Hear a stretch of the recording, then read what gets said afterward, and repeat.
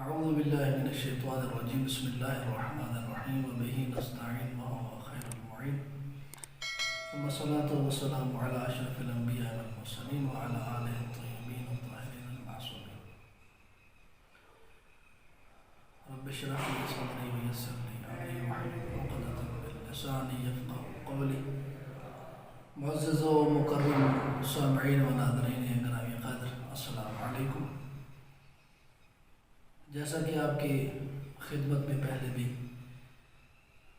دو videos کتب اربع کے موضوع پر پیش کر چکا ہوں، تو اس سلسلے کو آگے بڑھاتے ہوئے کتب اربع کا تعارف، جیسا کہ ہمارا اس ویڈیو کا موضوع تھا، وہ ہم آپ کی خدمت میں عرض کریں گے کہ جس میں کتب اربع اور ان کے مؤلفین علیہ الرحمہ کا مختصر سا تعارف ہوگا. آج سب سے پہلی کتاب الکافی اور ان کے مؤلف علیہ الرحمہ کی مختصر سی سوانح حیات آپ کی خدمت میں عرض کریں گے، اور ساتھ ہی ہم یہ عرض کریں گے کہ کتاب کافی کا جو تیسرا حصہ ہے اس کا نام اور اس کے متعلق کچھ علماء کے درمیان اختلاف پایا جاتا ہے، مختلف نظریات ہیں، وہ آپ کی خدمت میں عرض کریں گے. اور اس کے علاوہ خود کتاب کافی کی خصوصیات کیا ہے، کیا وجہ ہے کہ یہ باقی تمام کتب سے افضل اور اکمل، یا یوں کہوں کہ باقی تمام کتب سے اعلیٰ درجے کی کتاب احادیث میں یا فن حدیث میں ہے. پھر آپ کی خدمت میں عرض کروں کہ سب سے پہلے کتاب الکافی، اس کا انشاءاللہ آپ خدمت میں تعارف پیش کریں گے. چونکہ ائمہ علیہ السلام کے ادوار میں احادیث پر 400 کتب مرتب ہو چکی تھی کہ جن کو اصول اربع میاں کہا جاتا تھا. یہ کتب اس وقت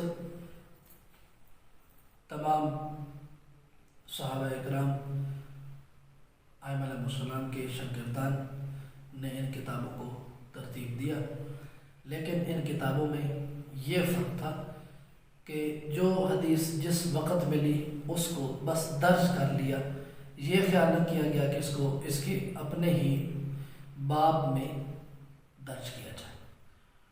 الحمدللہ جو کتب اربع ہے اس میں اس چیز کا خیال رکھا گیا. چونکہ یہ اصول اربع میں 400 کتب ضائع ہوگی، ناپید ہوگی، لیکن یہ جو علماء تھے انہوں نے ان کتب سے جو کچھ حاصل کیا تھا، جو کچھ اخذ کیا تھا، انہوں نے اس تمام علم کو ان تمام کتب میں درج کر دیا، اور ان کو کچھ عرصہ پہلے اصول خمسہ کہا جاتا تھا. اور ان کتاب کے جو یہ آج ہمارے پاس کتب اربع کے نام سے موجود ہیں، ان میں تمام احادیث کو باب در باب درج کیا ہے. جو حدیث جس موضوع کے متعلق ہے اس حدیث کو اسی موضوع کے مطابق ہی درج کیا گیا ہے. یہ ایک بڑا خاص خیال رکھا گیا ہے. تو اصول خمسہ کون کون سی کتب تھی؟ سب سے پہلے آپ کی خدمت میں عرض کیا الکافی، کہ جسے تالیف کرنے والے ثقۃ الاسلام شیخ محمد بن یعقوب القلینی علیہ الرحمہ ہے.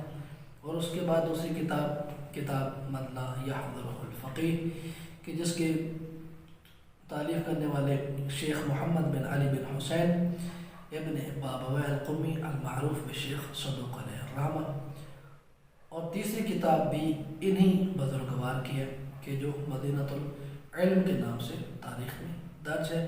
اور چوتھی کتاب تہذیب الاحکام، کہ جسے تالیف کیا شیخ محمد بن حسن الطوسی علیہ الرحمہ نے. اور پانچویں کتاب الاستبصار، اس کو بھی تالیف کرنے والے شیخ محمد طوسی علیہ الرحمہ تھے. لیکن افسوس کہ شیخ بہائی علیہ الرحمہ کے دور تک یہ کتاب کہ جو مدینۃ العلم کے نام سے تاریخ میں درج ہے یہ موجود تھی، لیکن ایک وقت ایسا آیا کہ جس وقت یہ کتاب ہم سے ضائع ہوگی اور ہم ایک عظیم نعمت سے محروم رہ گئے۔ بہت بڑی نعمت تھی ہمارے لیے ایسی کتاب کا ہمارے پاس ہونا، لیکن اس نعمت سے ہم محروم رہ گئے۔ اور بعد ازاں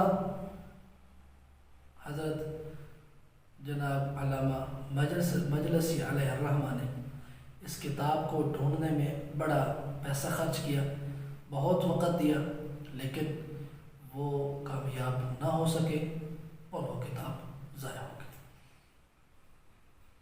تو اب ہمارے پاس ایک کتاب کے ضائع ہونے کے بعد کل کتب 4 بچ جاتی ہیں کہ جن کو اصول 400 کے نام سے جانا۔ اب میں آپ کی خدمت میں کتاب الکافی اور ان کے مؤلف علیہ الرحمہ کی مختصر سی سوانح حیات عرض کروں گا۔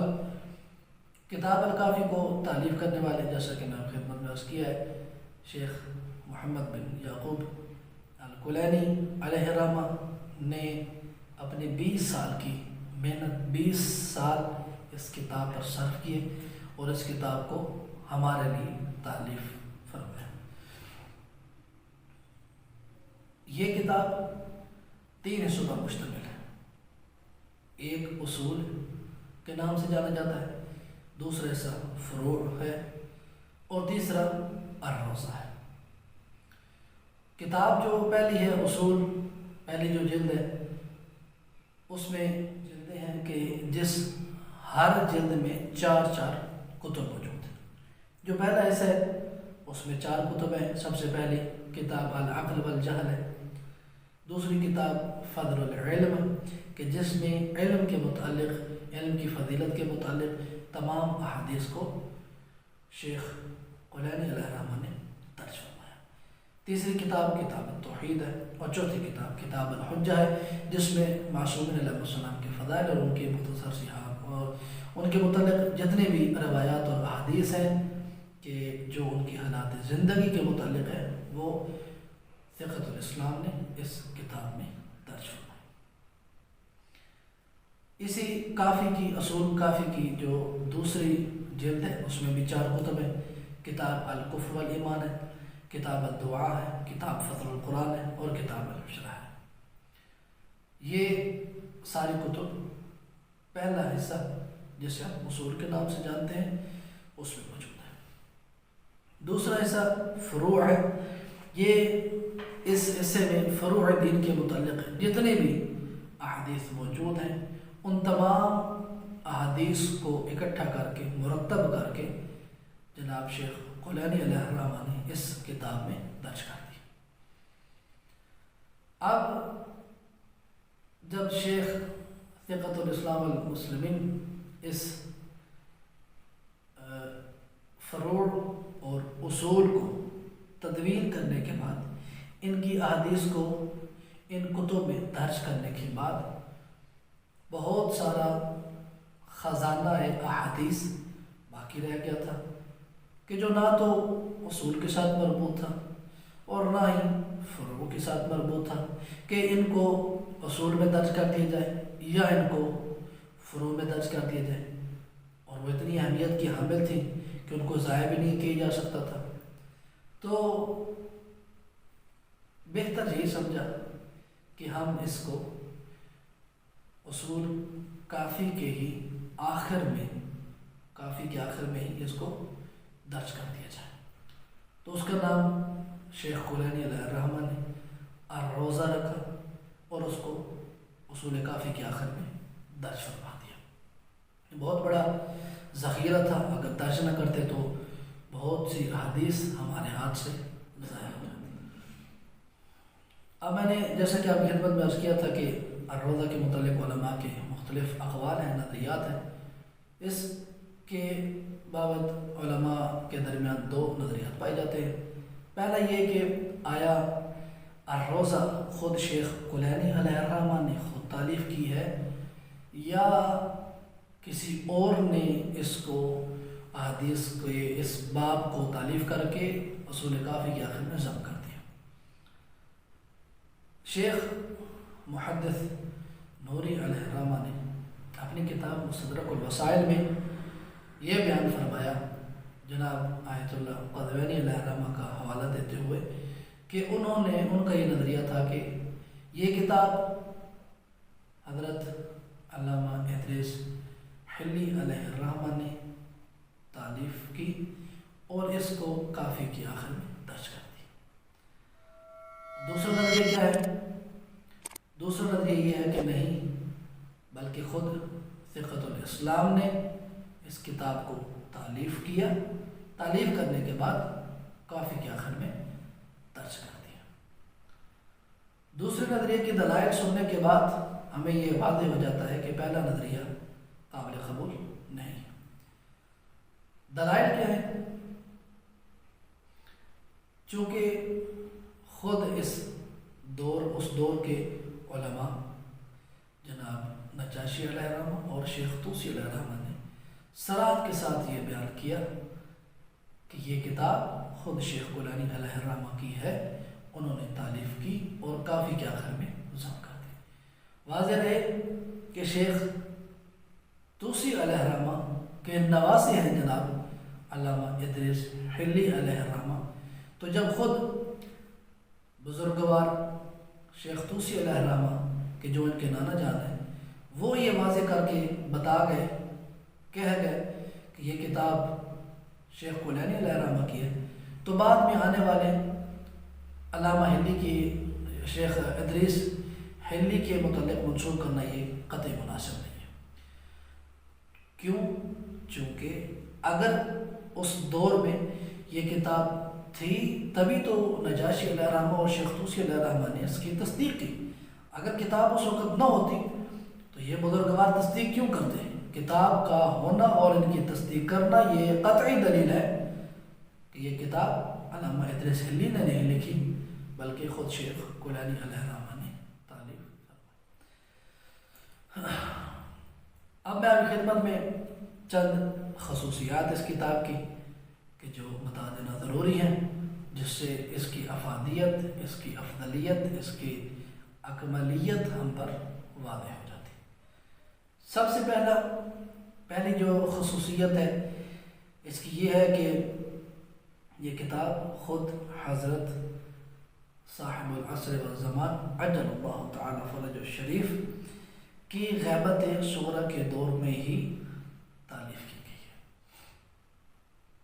اور یہ وہ دور تھا کہ جس وقت نواب اربع موجود تھے۔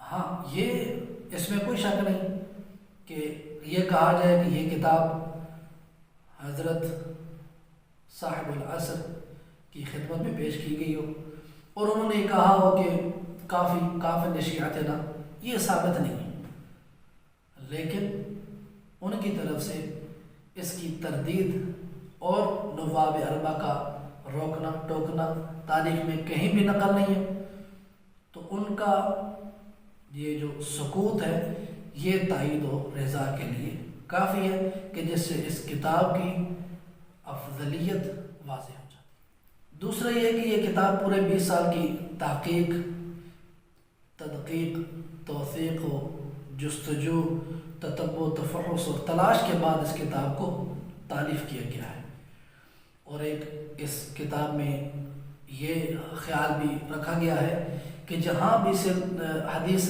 ذکر کی جائے اس کا پورا سلسلہ سند ذکر کیا گیا ہے، اور یہ فن حدیث سے آگاہی رکھنے والے افراد، فن حدیث کو سمجھنے والے افراد اس بات سے بخوبی آگاہ ہیں کہ جس حدیث میں مکمل روایات کی سند ذکر کی جائے، سلسلہ سند ذکر کیا جائے، وہ حدیث زیادہ اہمیت کی حامل ہوتی ہے بنسبت اس کے کہ جس کی سلسلہ سند کو حذف کر دیا جائے۔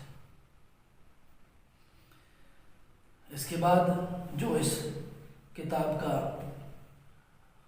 کی خصوصیت ہے، اس کتاب کی جو خصوصیت ہے وہ یہ کہ اس کتاب میں ابواب میں جب احادیث کو ذکر کیا گیا تو اس چیز کا خصوصی طور پر خیال رکھا گیا کہ ہر کتاب میں جو ابواب مرتب کیے گئے ہیں ان ابواب کے موافق ہی احادیث کو ذکر کیا گیا. جو بھی ایسی احادیث تھی کہ جو احادیث متعارضہ کے نام سے ہیں ان کو درج کرنے سے اجتناب کیا گیا. آخری اور بہت ہی کمال کی خصوصیت کہ جو میں کہتا ہوں کہ یہ سب خصوصیات سے بڑھ کر خصوصیت ہے اور ہمارے لیے یہ فخر کی بات بھی ہے اس خصوصیت کو دیکھتے ہوئے کہ کافی کی جو احادیث ہیں وہ کل 16,199 احادیث ہیں. جبکہ ہم اگر ان احادیث کا موازنہ کرائیں اپنے اہل سنت والجماعت برادران کی کتب احادیث کے جو صحائح ستہ کے نام سے جانی جاتی ہیں تو یہ کتب ان کی تمام احادیث تمام صحائح ستہ ہماری ایک کافی کا مقابلہ نہیں کر سکتی. بخاری اور مسلم کی حدیث کی تعداد 7,275 ہے. اب اگر ان میں وہ احادیث کے جو مکرر ہیں جن کا تکرار ہے جو بار بار استعمال ہوئی ہیں اگر ان کو نکال دیا جائے تو فقط 4,000 احادیث رہ جاتی ہیں.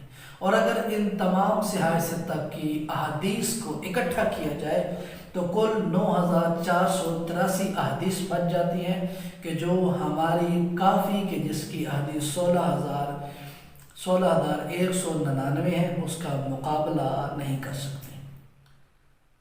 انہی کمالات کی بنا پر بلا خوف و تردید کہا جا سکتا ہے کہ ابتدائے اسلام سے لے کر اب تک احادیث میں کافی کے مقابلے میں کوئی کتاب مرتب نہیں کی.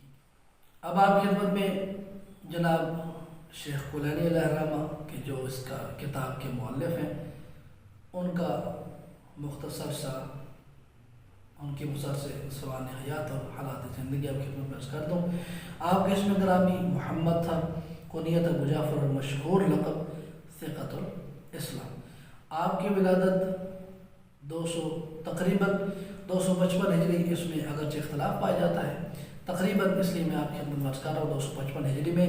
اور ان کی نشو و نما ابتدائی ان کی زندگی کلین میں گزری کہ جو رہ کا مضافاتی علاقہ ہے، اور بعد ازاں تکمیل علم و عمل کے لیے بغداد کے لیے تشریف لے گئے کہ جو علم و عمل کا اس وقت گہوارہ تھا اور بہت سے علماء سے علم و عمل میں استفادہ فرمایا اور مرجع خلائق بن کر وہاں سے تشریف. اور آپ کی وفات 329 ہجری کو ہوئی کہ جو بہت بڑا المناک حادثہ تھا.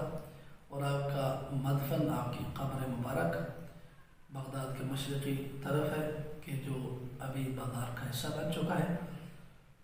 یہ وہ سال تھا کہ جس سال میں یہ بدر منیر غروب ہوا اور اس سال میں بہت سے ستارے ٹوٹے، جیسا کہ صاحب العصر کے آخری نائب علی بن محمد ثمری اس دنیا سے تشریف لے گئے. اور اسی طرح جناب شیخ صدوق علیہ الرحمہ کے والد ماجد شیخ علی بن حسین بابوے اس دنیا سے تشریف لے گئے. اس لیے اس سال کو، اس عام کو تناثر النجوم سے یاد کیا. شیخ کلینی علیہ الرحمہ کی کتب کے اسماء آپ کی سکرین پر آ رہے ہوں گے. یہ انہوں نے 5 کے لگ بھگ کتب تالیف فرمائی تھی اور ان کے شاگردان اور اساتذہ کی لسٹ بہت طویل ہے کہ جس کو آپ کی خدمت میں عرض کرنا یہاں پر مناسب نہیں ہے. آپ اگر خواہش مند ہیں مطالعے کے تو کافی کا ترجمہ الشافی کے نام سے ہو چکا ہے کہ جس کو جناب حسن ظفر امروئی صاحب نے ترجمہ کیا اور مارکیٹ میں اب موجود ہے. اور اسی طرح علماء امامیہ بر صغیر کہ جو جناب حسن عارف نقوی صاحب کی تالیف شدہ کتاب ہے اس میں بھی تمام تراجم کافی کی موجود ہیں کہ جن سے زیادہ استفادہ کیا جا سکتا ہے۔ اسی طرح شیخ کولینی علیہ الرحمہ کے متعلق علماء اعلام کے مختلف نظریات، وہ چاہے علماء عامہ ہوں، چاہے خاصہ ہوں، چاہے اہل تشیع ہوں، چاہے اہل تسلم ہوں، سب کے نظریات ان کے متعلق ان کی رائے بہت اچھی رہی ہے۔ سب کا یہاں پر ذکر کرنا مشکل ہے، میں فقط ایک آپ کی خدمت میں عرض کروں گا جس سے اندازہ لگایا جا سکتا ہے ان کی عظمت کا۔ ہر دور میں ہر فریق کے لیے ان کی عظمت ثابت رہی ہے۔ جیسا کہ ابن اثیر جوزی وہ جامع الاصول میں یہ درج فرماتے ہیں کہ قرن ثالث کے اگر کوئی مجدد ہیں تو وہ ثقۃ الاسلام شیخ کولینی علیہ الرحمہ ہے۔ اور یہ بات یاد رہے کہ انہوں نے قرن ثانی کے مجدد امام رضا علیہ السلام کو قرار دیا اور قرن رابع کے مجدد جناب مرتضیٰ عالم الہدیٰ کو قرار دیا۔ اگرچہ یہ مجددیت والا نظریہ ہمارے ہاں رائج نہیں ہے، لیکن ان کے ہاں یہ رائج ہے۔ تو اس بات سے بخوبی اندازہ لگایا جا سکتا ہے کہ شیخ کولینی علیہ الرحمہ کی اپروں میں تو عزت تھی ہی تھی، اہل سنت والجماعت کے علماء کے ہاں ان کی عزت کیا تھی وہ آپ کی خدمت میں عرض کرتی ہے۔ آخری بات کہ جس میں ایک ایمان افروز واقعہ ہے، حاکم وقت ناسبی نے کہا کہ میں دیکھ رہا ہوں کہ ائمہ علیہ السلام کی قبور مبارک پر لوگ جھوک در جھوک اور کثرت سے زیارت کے لیے جا رہے ہیں۔ ان کی قبر کشائی کر کے یہ دیکھا جائے کہ آخر ماجرا کیا ہے۔ اگر تو ان کی میت، ان کا جسم سلامت ہوا، مٹی نے نہ کھایا ہوا، پھر تو ہم مان لیں گے، لیکن اگر مٹی کھا گئی ہو ان کے جسم اثر کو تو پھر تمام لوگوں پر یہ واضح ہو جائے گا کہ وہ کچھ نہ تھے نہ ملا۔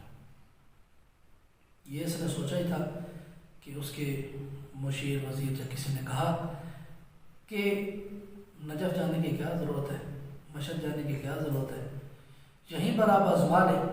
ان کے خادم جناب شیخ کولینی علیہ الرحمہ یہاں پر مدفن ہے ان کا، تو آپ ان کو ان کی قبر کھود کے قبر کشائی کر کے آپ ادھر ہی یہ تجربہ کیوں نہ کر لیں۔ میں کہا یہ بہتر ہے۔ جب قبر کشائی کی گئی تو آپ اندازہ لگائے کہ خادم آل محمد کی کیا اہمیت اور کیا افضلیت ہے کہ جب انہوں نے قبر کشائی کی گئی تو جناب شیخ کولینی علیہ الرحمہ کا جسم اور کفن ایسا تھا کہ جیسے کچھ لمحات پہلے اس کو دفن کیا گیا، کچھ وقت پہلے ان کو اس مٹی کے نیچے دفنایا گیا۔ تو اس نے یہ دیکھا، توبہ کی اور کہا کہ جب خادم کی یہ حالت ہے تو مالک جو ہے ان کی حالت کیا ہوگی۔ والسلام علیکم ورحمۃ اللہ وبرکاتہ۔